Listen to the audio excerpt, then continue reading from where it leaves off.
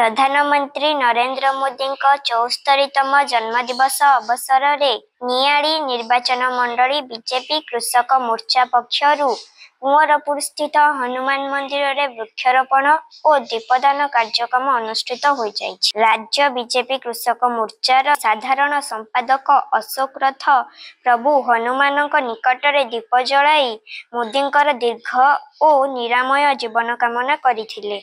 स्थानीय अंचल बहु गरिष्ठ नागरिक महिला और युवक माने मध्य मोदीजी मंगल कामना करी समूह दीपदान करथिले ठाकुरंक पाखरे। शेष रे मंदिर परिसर रे वृक्षरोपण करा जायथिला।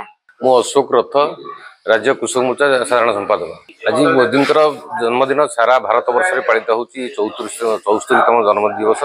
ये जन्मदिवस उपलक्षे आज सारा भारत में विभिन्न जगार विभिन्न प्रकार प्रत्येक मंदिर रे आज भारतवासी केवल दलगत निर्विशेष समस्ते मोदीजी दीर्घ जीवन कामना करी दीप प्रदान करुँच। वृक्षरोपण सारा भारत वर्ष में यह पालित हो विभिन्न जगार विभिन्न प्रकार महिला माने आज सुभद्रा योजनार शुभारंभ मोदी करम ओडिशा बहु संख्यार महिला उपस्थित होगी मोदी के आज स्वागत करेंगे।